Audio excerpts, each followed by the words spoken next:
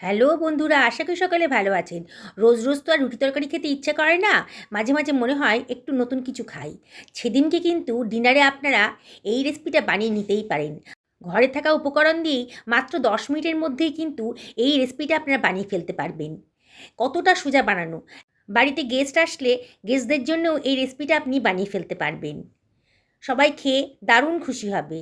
চলুন তাহলে কথা না বাড়িয়ে রেসিপিটা বানিয়ে ফেলি। আমি প্রায় 750 গ্রাম মতো ময়দা নিয়ে নিয়েছি, আর নিয়ে নিলাম 3 টেবিল চামচ মতো টক দই। এবারে টক দইটা দেওয়া হয়ে গেছে। ময়দা দিয়ে বানালাম এটা। আপনারা ইচ্ছে করলে এটা আটা দিয়েও বানাতে পারেন, কিংবা আটা ময়দা মিশিয়েও বানাতে পারেন। এর মধ্যে দিয়ে দিলাম 1/2 টেবিল চামচ মতো লবণ, 1 টেবিল চামচ মতো চিনি। চিনিটা দিলে পরে রান্নার টেস্টটা কিন্তু খুব সুন্দর আসে। 1 টেবিল চামচ মতো বেকিং পাউডার, আর দিচ্ছি 1/2 টেবিল চামচ মতো বেকিং সোডা। এবারে দিয়ে দিলাম 2 টেবিল চামচ মতো মিল্ক পাউডার। মিল্ক পাউডারটা দিলে পরে এই পরোটার টেস্টটা কিন্তু দারুণ সুন্দর আসে। আপনাদের কাছে যদি মিল্ক পাউডার না থাকে তাহলে আপনারা একটু লিকুইড দুধ এর ভেতরে দিতে পারেন। ভালো করে সব কিছু ময়ামটা মিশিয়ে নিচ্ছি। খুব ভালো করে মিশিয়ে নিতে হবে। খুব ডলে ডলে ময়দার ভেতরে সব কিছু মিশিয়ে নিচ্ছি। এবার আমি উষ্ণ গরম জল দিয়ে ময়দাটা মেখে নেব। একবারে জলটা দেবো না, অল্প অল্প করে জল দিয়ে ময়দাটাকে মেখে নেব। খুব বেশি নরমও যাতে না হয়, খুব বেশি শক্ত যাতে না হয়, এই মিডিয়ামভাবে ময়দাটাকে আমার মাখা হয়ে গেছে। দেখুন ভিডিওতে যেমন দেখাচ্ছি, ময়দাটা ভালো করে ঠেসে ঠেসে মেখে নিতে হবে। এবারে আমি খানিকটা অয়েলের মধ্যে দিয়ে দিচ্ছি, দিয়ে আবারও সব কিছু ভালো করে মাখিয়ে নিয়ে এটা আমি রেস্টে রেখে দেব। আবার একটু ভালো করে মাখিয়ে নিচ্ছি, নিয়ে এটাকে আমি রেস্টে রেখে দেব এই ঘন্টাখানেকের জন্যে। আপনার হাতে যদি সময় থাকে তাহলে আপনারা একটু বেশি সময় পর্যন্ত রাখতে পারেন, তাহলে কিন্তু পরোটাটা খুব সফট হবে। এর আমি ঢাকা দিয়ে রাখলাম ঘন্টাখানেকের জন্যে। ঘন্টাখানেক হয়ে গেছে। দেখুন ময়দাটা কত সুন্দর সফট হয়ে গেছে, স্মুথ হয়ে গেছে। আমি আবারও একটু মেখে নিচ্ছি। যত মাখবেন তত কিন্তু পরোটার স্বাদটা ভালো আসবে। এবারে এখান থেকে আমি কতগুলো লেচি করে নিচ্ছি। একটু হাতে ময়দা দিয়ে লেচিগুলো করে করে একটা প্লেটের মধ্যে সরিয়ে রাখছি। আগে থেকে লেচিগুলো করে রাখলে পরে রান্না করতে সুবিধা হবে আমার। এবার একটা ভিজে কাপড় দিয়ে ঢাকা দিয়ে রাখলাম। আমি 250 গ্রাম মতো পনির নিয়ে নিয়েছি। পনিরটাকে আমি এবার গ্রেট করে কেটে নিচ্ছি। এবার দিয়ে দিলাম পনিরের ভেতরে একটা বড় সাইজের পেঁয়াজ কুচি, আর দিয়ে দিলাম খানিকটা আদা গ্রেট করে রেখেছিলাম, দিয়ে দিলাম, আর দিয়ে দিলাম কাঁচা লঙ্কা কুচি। এবারে আমি এর মধ্যে দিয়ে দিচ্ছি কিচেন কিং মশলা 1 চামচ মতো।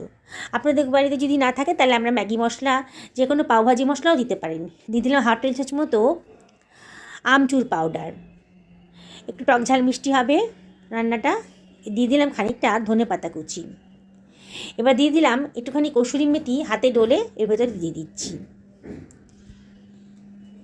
এবারে দিয়ে দিলাম আমি নুনটা সবার শেষেই দিচ্ছি।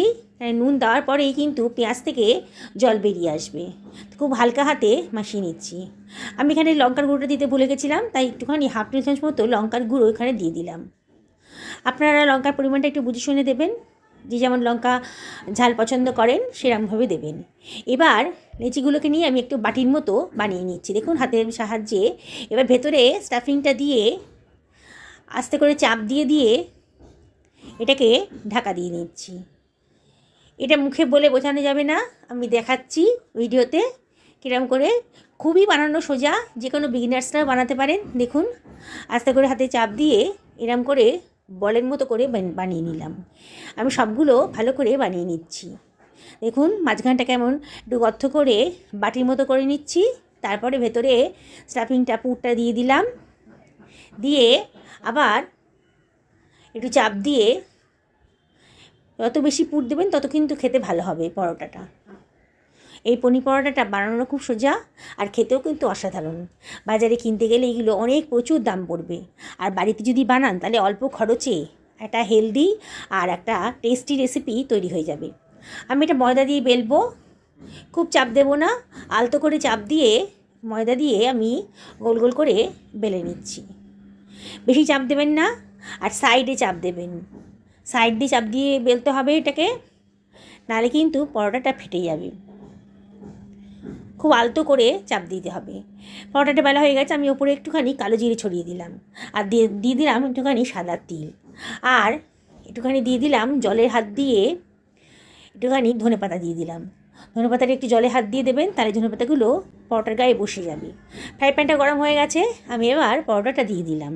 এবারে আমি পরোটাটাতে একটা ঢাকা দিয়ে দিলাম এই 1.5-2 মিনিটের জন্যে, তাহলে আর ভেতরটা কাঁচা থাকবে না।